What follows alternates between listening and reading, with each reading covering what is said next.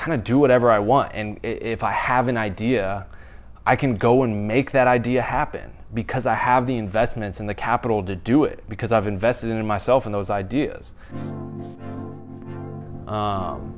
Investing. Got a couple questions recently about what am I invested in? What do I plan on investing in? What am I looking towards investing in? What have been my best investments, etc. So I've gotten quite a few messages about that. So I figured I'd just kind of touch on that, investing. I feel like it's something I've done pretty well at. And the first thing right off the bat that I'm going to say, number one, invest in yourself.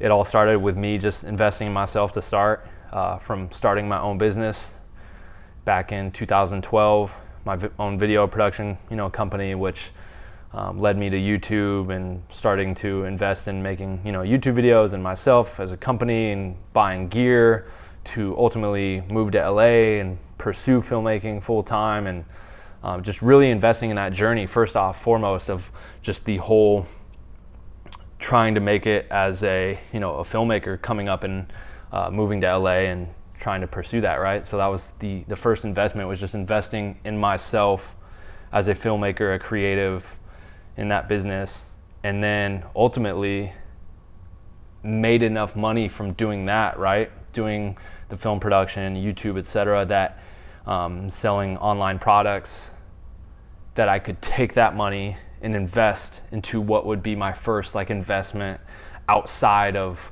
the film world, which was buying my first house. And I think something that a lot of people don't realize, when you buy a house, you kind of look at it as a bank, right? That money that is money that you're pulling from your bank to buy a house, but that money is sitting in the house. You have equity in that house. So it's not like you buying a car or a TV or a phone where that money's gone out the window. It's depreciating, it's gone, you're not getting it back.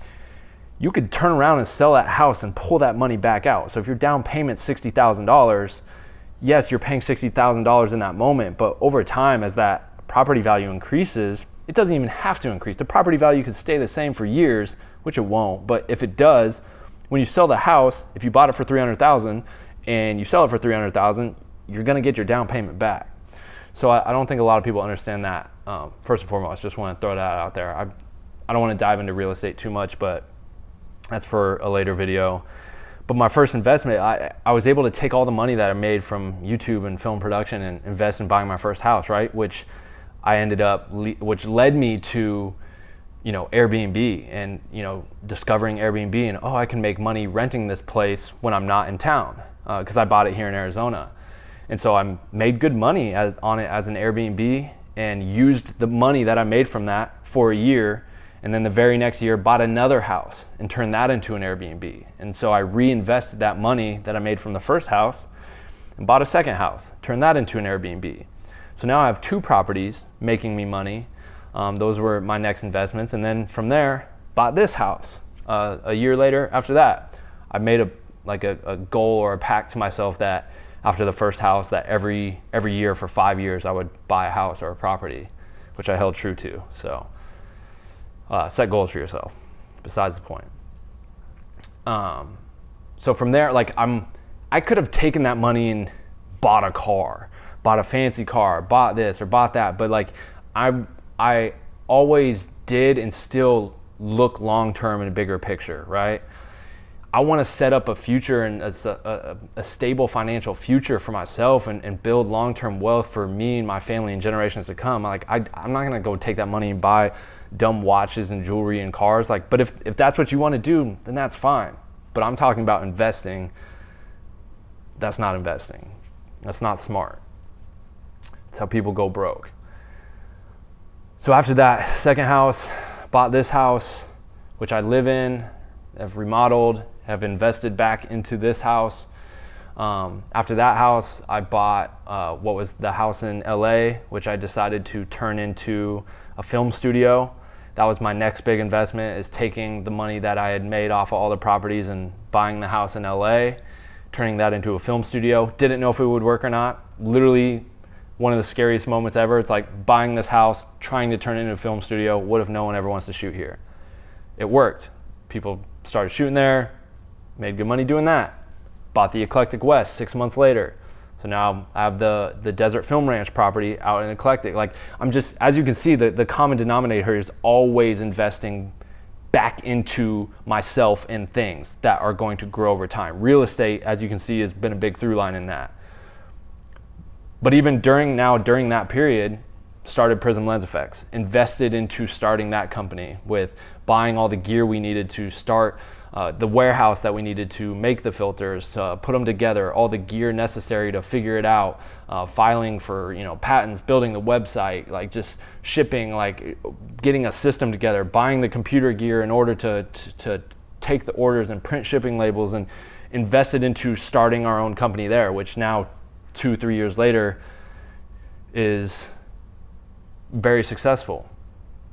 Same thing with Tropicolor, investing into Tropicolor and building and making products and building a post-production kind of asset company for creators out there, investing into that.